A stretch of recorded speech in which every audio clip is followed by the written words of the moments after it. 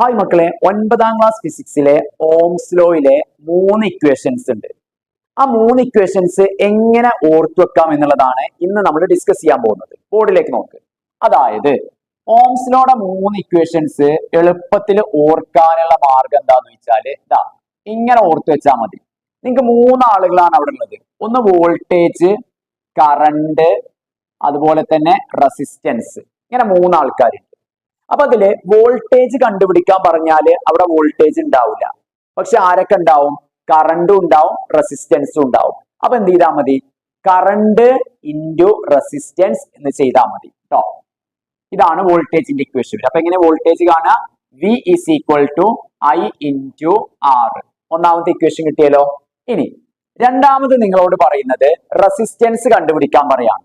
Resistance കണ്ടുപിടിക്കാൻ പറഞ്ഞു എന്ന് പറഞ്ഞാൽ R അല്ലേ നമ്മൾ കാണേണ്ടത്. അപ്പൊ എങ്ങനെ R കാണുക എന്നറിയങ്ങള്? R ഉണ്ടാവില്ല ചോദ്യത്തില്, പക്ഷെ V ഉണ്ടാവും, I ഉണ്ടാവും. So V divided by I. ഇതാണ് R ന്റെ ഇക്വേഷൻ വരിക. V divided by I. ഇനി ഇതുപോലെ I ആണ് കണ്ടുപിടിക്കാൻ പറയുന്നതെങ്കിൽ എങ്ങനെയാണ് ഇക്വേഷൻ വരിക? I കണ്ടുപിടിക്കാൻ പറഞ്ഞ ചോദ്യത്തിൽ I ഉണ്ടാവില്ല, പക്ഷെ ആരൊക്കെ ഉണ്ടാവും? V ഉണ്ടാവും, ഡിവൈഡഡ് ബൈ എന്തുണ്ട്? R ഉണ്ട്. സോ ഇക്വേഷൻ എന്താ? V divided by R. Okay അല്ലേ?